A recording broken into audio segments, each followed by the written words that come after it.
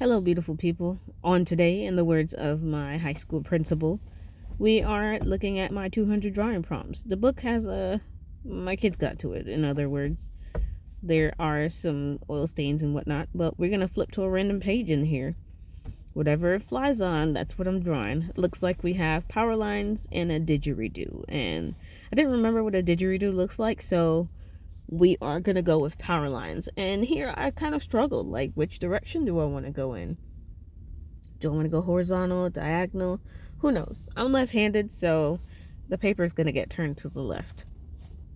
And here we are just drawing some lines, and I find that being an artist, a person who draws, a creative, you never quite get things perfectly like how you think it should look in your mind. Like, people only get a specific version of what you have envisioned. But for me personally, whatever I produce is never exactly what I see in my mind. Rarely. I would say like maybe 95% of the time I've drawn something that is not exactly like how I envisioned it.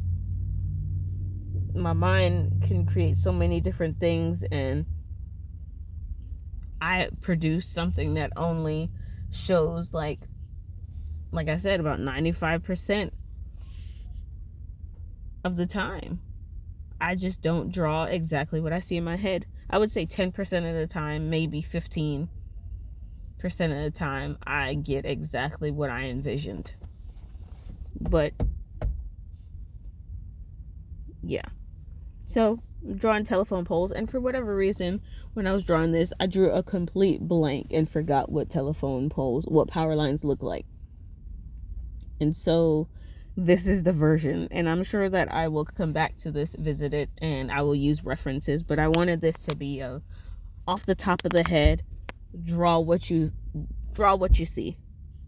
And the writing prompts are good in that aspect because they kind of challenge you to think beyond the box. Like, some of them are going to be traditional, some of them are going to be like maybe abstract, who knows, but this is something I want to continue doing. It's gonna be drawing prompt Wednesdays, maybe. Who knows? We'll see. We'll see what the future looks like. But yeah. The audio was kind of trash, so here we are on the voiceover.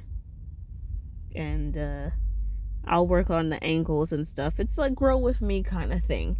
But I still hope you enjoy it. And so I'm not really sure what I was doing with these little buckets.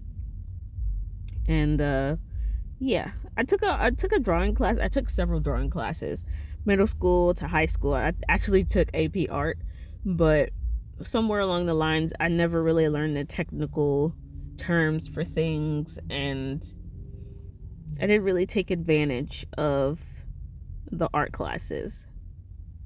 It was more like my art teachers were like, well, you got something. You got some natural talent, some natural gifts, so you're okay. So that's how that happened. But yeah, I'm working on things, and practice makes progress. I'm going to go with that. Not perfect, but progress. Little by little, you get faster. Your perspective changes, and your skill set changes. So practice makes progress. And as you see, I'm not really sure which direction the lines go in, but I'm just winging it per usual. I even drew a little fire hydrant. And yeah, I hope to revisit this and draw or paint, maybe watercolors or acrylics, a more detailed version of these power lines, and actually use some reference photos. But it's interesting how you look at something every day, like literally every day. I drive, take my kids to school, and I draw a blank on how to draw power lines. Like, how often do you take things for granted, like looking at the power lines? Yeah, there's something simple that's been around for a long time now, but when was the last time you like literally looked up at the details of what's in front of you and what's going on in the sky? Sometimes the world may make you think that a lot is going on, but things are still beautiful outside. Even on the rainy days, there's great details. So thanks for watching.